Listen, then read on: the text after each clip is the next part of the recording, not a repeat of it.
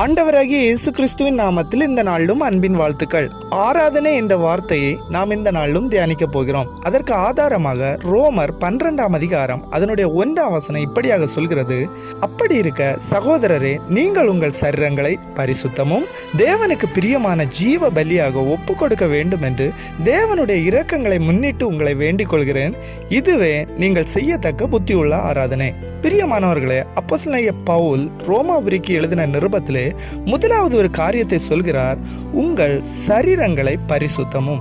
ஏன் ஆண்டவர் நம்முடைய சரீரங்களை பரிசுத்தத்தை எதிர்பார்க்கிறார் என்றால், 1 கொரிந்தியர் 3ஆம் அதிகாரம் அதனுடைய 16, 17ஆம் வசனம் இப்படியாக சொல்கிறது: நீங்கள் தேவனுடைய ஆலயமாய் இருக்கிறீர்கள் என்றும் தேவனுடைய ஆவி உங்களிலே வாசமாய் இருக்கிறது என்றும் அறிந்திருக்கிறீர்களா?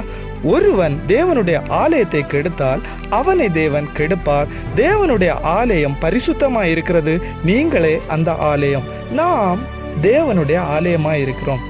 தேவன் பரிசுத்தமுள்ளவர். அவர் நம்முடைய ஆலயமாகிய சரீரத்திலே வாசம் பண்ண நாம் பரிசுத்தமாய் இருக்க வேண்டும்.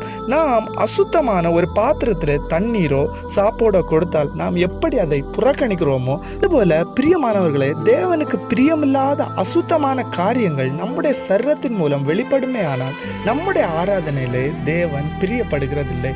கலாத்தியர் 5ஆம் அதிகாரம் அதனுடைய 19, 20, 21 ஆகிய வசனங்களை நீங்கள் வாசிப்பீர்களே ஆனால் அதிலே மாம்சத்தின் கிரியைகளை குறித்து ஆவியானவர் அங்கே தெளிவாக குறிப்பிட்டிருக்கிறார். இந்த காரியங்களுக்கு நாம் விலகி வாழ்வோமே ஆனால் அது ஆண்டவருக்கு பிரியமுள்ள புத்தியுள்ள ஆராதனையாக ஆண்டவர் அங்கீகரிக்கிறார்.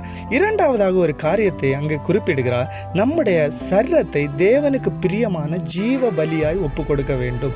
புதிய ஏற்பாட்டிலே வாழ்கின்ற உங்களுக்கும் எனக்கும் ஆண்டவராகிய இயேசு கிறிஸ்து நம்முடைய பாவங்களுக்காக பலியானார்.